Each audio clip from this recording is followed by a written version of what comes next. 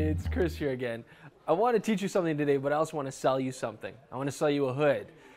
Our lenses are pretty expensive, and we try to protect them, and a lot of you customers will be using UV filters. You're going to put those on there, that clear protective glass to keep the front of the lens safe, but a hood can do a very similar job. When you put a hood on the front of your lens, it provides this extra barrier, this spacing, and you can smack this against things. It's not going to get damaged. But there's another problem that we face when we're shooting, and that's when we have bright light sources, especially the sun or any sort of bright artificial light, something like a street light or something like a studio light that's just outside the frame. If you folks imagine, when you're driving in your car, if you have the sun behind you or if the sun's above you, it doesn't cause any problems in your view. But what about when the sun's just outside the frame? It comes into the windshield, gives you that flare across the whole screen. Everything goes white, you get that blown out effect. It's really hard to see anything. It's the exact same principle happening with your lens.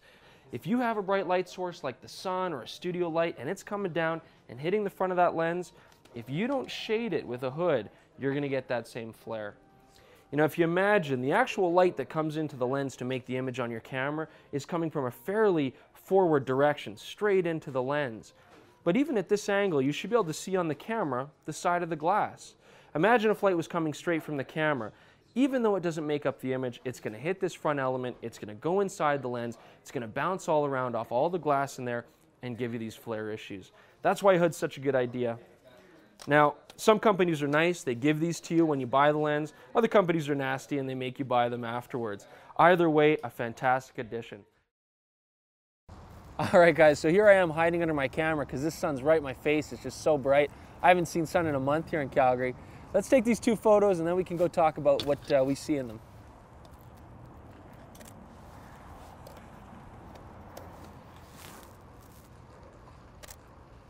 So these two photos that we took, in this first photo, what you're going to see, look at all that yellow flare at the bottom. Look at that yellow haze that's going across the bottom of the screen. Totally blows out the color, blows out the exposure, makes it really hard to see any detail. You can barely make out the camera. Now in this second photo here, you should see it's much clearer. We can see the camera, we can clearly see the detail. You might still get some flare. I mean, if it's a bright day, you can't get rid of it all, but this is a much bigger improvement over the first photograph. Now, a lot of people ask us, how do I know what the right hood is? You know, all these different shapes, all these different types, which one do I need? Let's just show you. Let's head over to the hoods. Let's take a look here. Come on.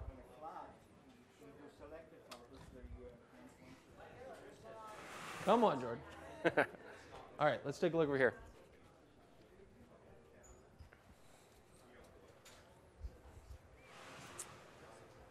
Come on. All right. So here's our hood section here, and let's just show you all the different kinds of hoods that we have. Now the first one I want to show you is something like this. I guess we call it a flower-shaped hood or a petal-shaped hood or however you want to say it. It's an odd shape, and what these are designed for specifically is for lenses which will go not only wide but also telephoto. So this is going to be great for general purpose lenses like an 18-55 or an 18-105.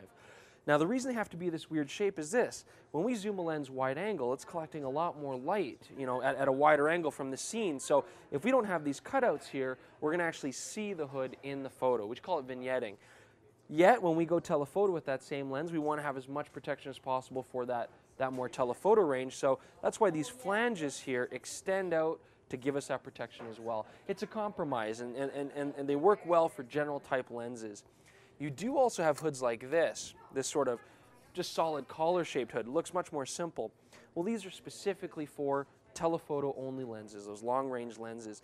Because there's no real major zooming involved, we never have to go wide angle, these will give more optimum protection for a telephoto lens.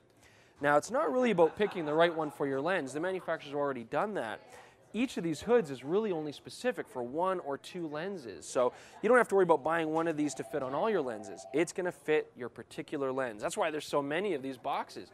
Each of these is made for a particular range and a particular type, and you do want to get the right one for your lens. In fact, these don't even follow any sort of thread diameters. They're made to actually click and bayonet in place on your lens. So if you don't get the right one, it just won't even attach. It won't even fit.